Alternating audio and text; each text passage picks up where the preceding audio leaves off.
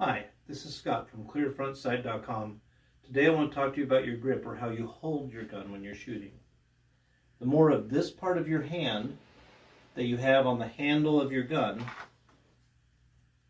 the more you'll be better able to control your gun. So in a semi-automatic, most of them have a little beaver tail here. Some are bigger or smaller.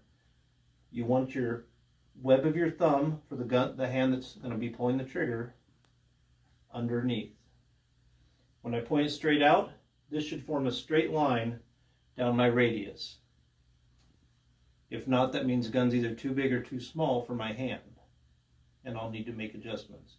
But this allows me to manage your recoil the best. Then with these fingers are under the trigger guard, and of course I have my finger here because I'm not ready to pull the trigger, and we don't put our finger on the trigger until we're ready to shoot. Now with my offhand, the hand that I'm not pulling a trigger with, I don't mate my palms because that creates an air gap. And I already told you, the more of my hand I have here, the more I control the gun. So it's slightly forward, and my fingers then curl underneath onto these. My thumbs, some people like to cross their thumbs. I don't do that because it creates an air gap. I have my thumbs here and they just rest. I am left-handed and I've never got my thumb pinched by the ejection port. So I don't think you should have a problem either unless you're doing something wrong.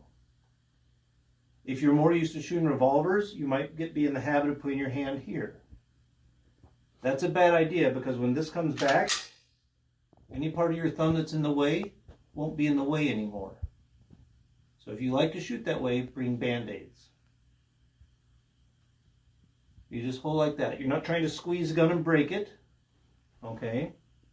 You're just holding the gun. To be honest, I hold the gun a little more with my offhand than my trigger hand because shooters have a tendency to push the gun a little bit. Lefties push it to the right, righties push it to the left. By holding it with my offhand, it helps me shoot a little straighter. That works for probably 80% of my students. Certainly doesn't work for everybody. You can try it. This is Scott from Clear Front Sight saying thank you and be safe.